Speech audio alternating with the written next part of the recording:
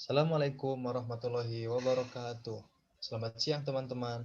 Semoga dalam kondisi pandemi ini kita selalu diberikan kesehatan jasmani dan rohani dan terjauh dari virus corona yang membahayakan ini. Untuk kewirausahaan dan UMKM, kita dari kelompok 11 akan menyampaikan materi tentang mengenal dan memahami UMKM 4.0 di Indonesia. Next. Nah, untuk anggota kelompok 11 ini terdiri dari 3 orang, yaitu Nurul Maulida, Korin Ahsanil Jannah, dan Syedisya Suhendra sebagai moderator. Next. Untuk materi yang pertama akan disampaikan oleh Saudari Korin Ahsanil Jannah. Dipersilahkan. Baik, terima kasih. Untuk yang pertama, ada usaha mikro kecil menengah. Untuk pengertian dari UMKM ini adalah sebuah usaha atau bisnis yang dikelola perorangan maupun sebuah badan usaha. Badan usaha yang dimaksud adalah badan usaha yang termasuk ke dalam kategori usaha kecil atau mikro. Jenis usaha ini berhubungan erat dengan dunia perdagangan dan aktivitas wirausaha. Selanjutnya, ada kriteria UMKM. Jadi, sebuah usaha bisa masuk ke kategori UMKM jika merupakan usaha mikro. Lalu, usaha mikro adalah usaha yang kekayaan bersih per bulannya berada di bawah nominal 50 juta rupiah. Lalu, usaha kecil juga termasuk ke dalam kategori usaha UMKM.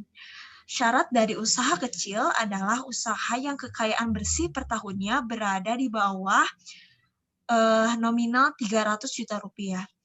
Ada satu lagi kriteria usaha yang termasuk pada UMKM, yakni usaha menengah. Usaha menengah merupakan jenis usaha yang keuntungan bersih per bulannya tidak mencapai 500 juta rupiah.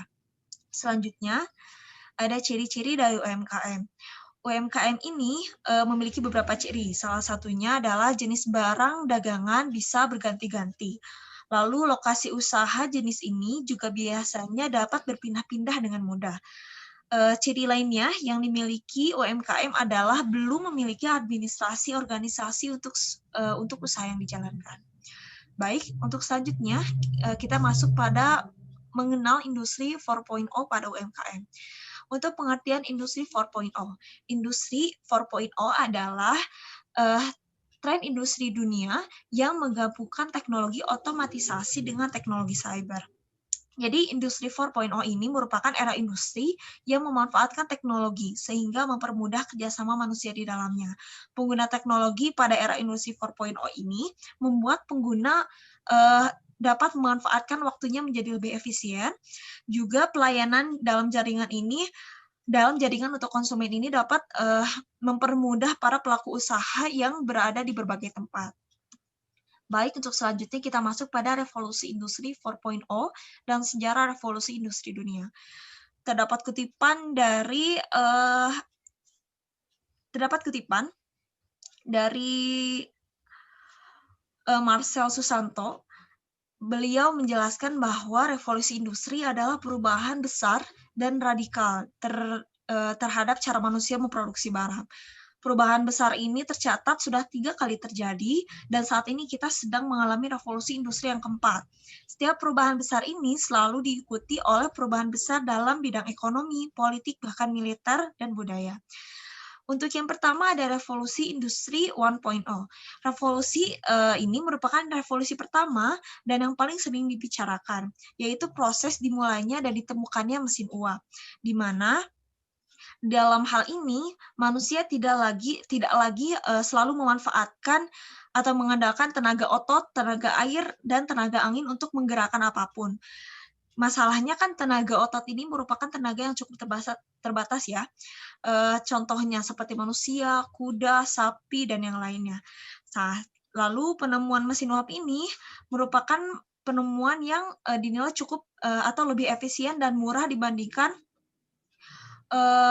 tenaga-tenaga yang digunakan pada zaman sebelumnya.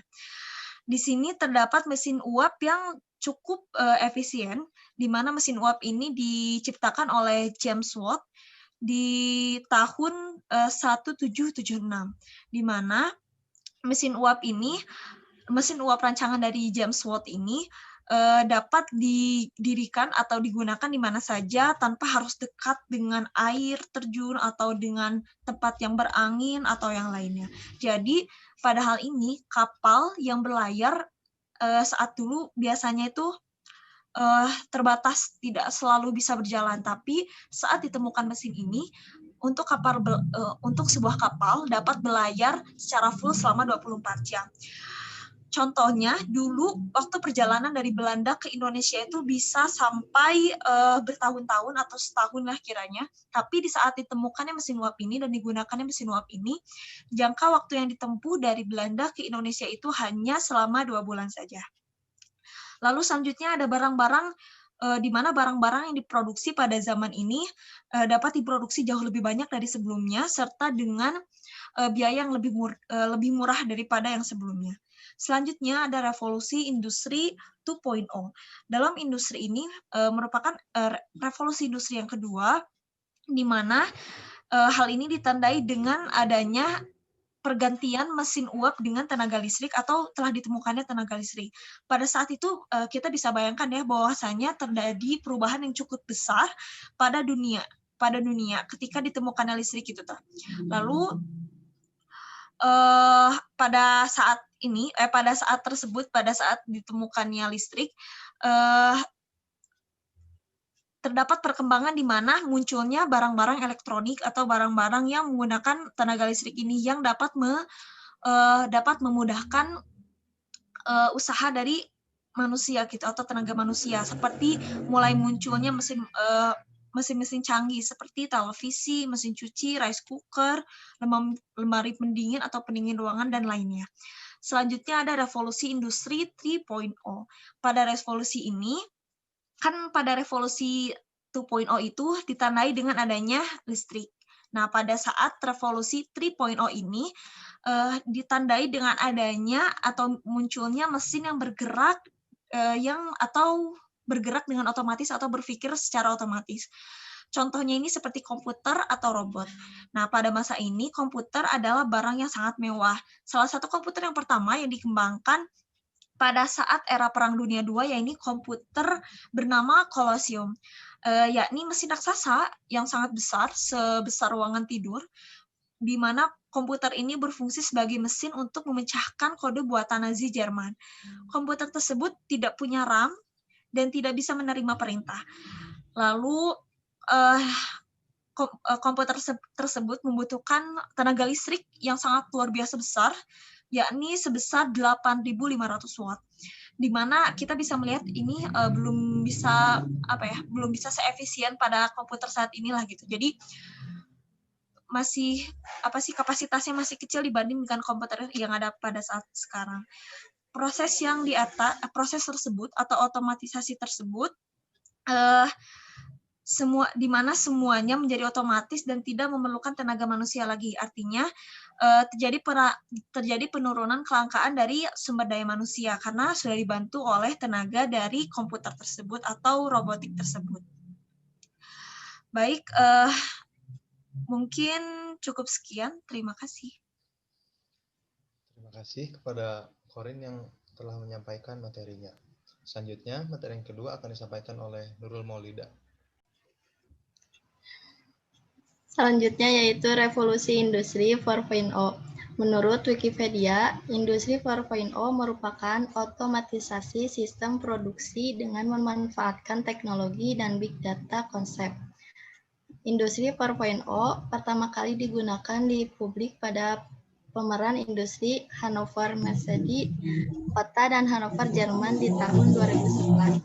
Titik dari peristiwa ini juga sebetulnya ide dari industri 2.0 dan 3.0. Sebelumnya sudah muncul dikenal dengan nama revolusi teknologi dan revolusi digital.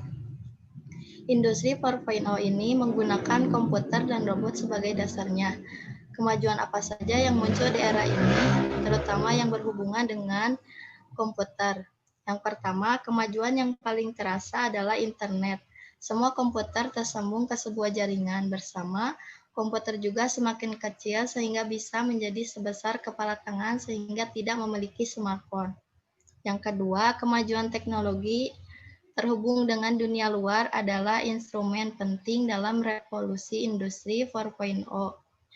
Dua kemajuan teknologi juga menciptakan 101 sensor baru dan cara untuk memanfaatkan informasi yang dapat dari sensor tersebut yang merekam sehingga bagian tersebut perlu diperbaiki. Yang ketiga berhubungan dengan yang pertama dan kedua, yaitu cloud computing. Perhitungan-perhitungan rumit tetap memerlukan komputer canggih yang besar, namun karena sudah terhubung dengan internet dan terdapat banyak data yang bisa dikirim melaluinya, maka semua perhitungan tersebut dapat dilakukan di tempat lain atau di luar. Yang keempat, yaitu mesin yang memiliki kemampuan untuk belajar, yang bisa sadar bahwa dirinya melakukan kesalahan sehingga melakukan koreksi yang tepat untuk memperbaiki hasilnya. Selanjutnya,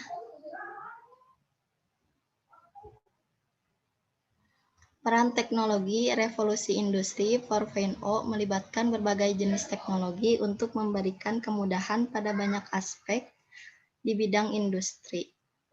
Beberapa jenis teknologi yang akan memegang peran penting pada revolusi industri ini adalah Big Data, Cybersecurity, dan System Integration. Selanjutnya, menghadapi industri 4.0, pilihan yang bisa diambil antara persiapan diri sebagai mungkin karena tidak bisa dihindari atau tertinggal oleh kemajuan teknologi.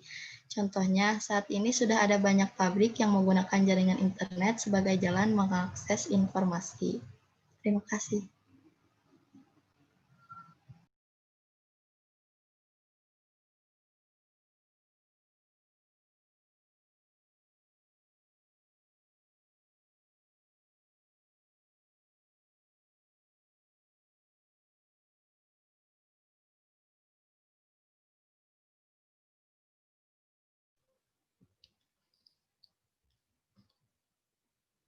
Terima kasih kepada Nurul Maulida yang telah menyampaikan materi. Yang selanjutnya yaitu saya Sadija Suhendra akan menyampaikan materi tentang peran penting UMKM dan Industri 4.0 dalam memajukan Indonesia. Revolusi Industri 4.0 membawa kemudahan bagi pelaku UMKM di Indonesia. Contoh, jangkauan konsumen semakin luas, pengolahan UMKM lebih terarah dan efisien. Tetap saja, pengembang UMKM harus berusaha lebih keras agar produknya atau usahanya sukses di kemudian hari. Namun industri 4.0 membuat kerja kita lebih efisien sehingga bisa berkembang dengan pesat. Dalam memenangkan persaingan di era industri 4.0 ini, kecepatan dan ketepatan dalam berbagai hal menjadi kunci utama dalam sektor apapun. Salah satu ancaman industri 4.0 ialah produk global dengan mudahnya masuk ke Indonesia melalui e-commerce asing. Nah, ada beberapa hal yang harus disiapkan oleh pelaku UMKM agar bisa unggul dan menjadi pemenang dalam kompetisi di era industri 4.0 ini. Yaitu ada 5 poin. Yang pertama, melek teknologi, pola kemitraan, tingkatkan kualitas produk, kembangkan kemampuan SDM, sadar haki. Yang pertama yaitu melek teknologi. Pelaku UMKM harus beradaptasi dengan era sekarang. Berjualan secara online tidak hanya memanfaatkan atau mengutamakan berjualan langsung kepada konsumen, atau kalau kita kenal itu berjualan secara offline. Tetapi agar sistem penjualan online makin banyak di Indonesia saat ini. Yang kedua yaitu pola kemitraan.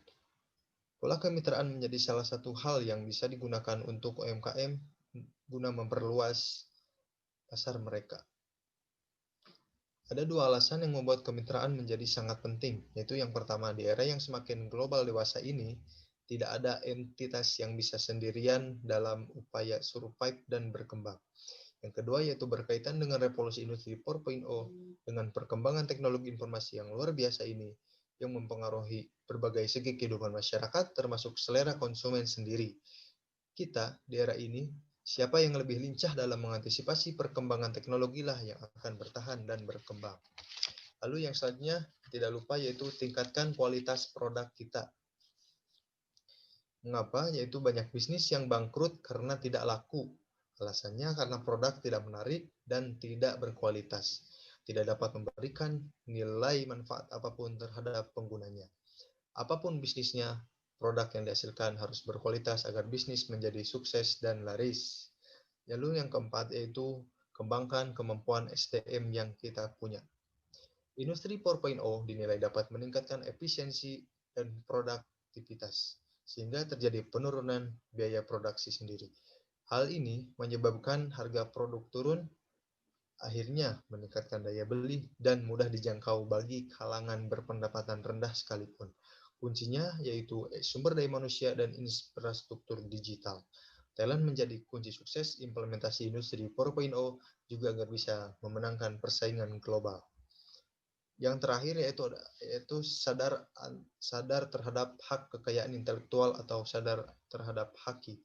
UMKM harus sadar haki sehingga mendaftarkan merek dagang mereka. Mendaftarkan merek di industri 4.0 sangatlah penting, amat penting seperti itu. Karena maraknya produk global yang masuk ke Indonesia tidak terbendung, dengan merek terdaftar, pemilik merek punya hak melarang siapapun untuk menggunakan merek yang sama. Dengan catatan, merek terdaftar miliknya tadi tentunya untuk kelas dan jenis barang yang sama. Kesimpulan dari presentasi ini yaitu saat ini dunia tengah bergerak memasuki suatu era yang disebut revolusi industri 4.0 atau singkatnya industri 4.0. Cepat atau lambat, suka tidak atau tidak suka, mau atau tidak mau, siap atau tidak siap, Indonesia harus berbenah diri untuk memasuki era industri 4.0 ini, termasuk sektor UMKM yang saat ini menjadi ujung tombak. Pemerintah dalam mendorong perekonomian Indonesia juga perlu mengadaptasi revolusi industri 4.0. UMKM adalah sebuah usaha atau bisnis yang dikelola perorangan maupun sebuah badan usaha. Badan usaha yang dimaksudkan adalah badan usaha yang termasuk ke dalam kategori usaha kecil atau mikro. Jenis usaha ini berhubungan erat dengan dunia perdagangan dan aktivitas wirausaha. Industri 4.0 merupakan era industri yang memanfaatkan teknologi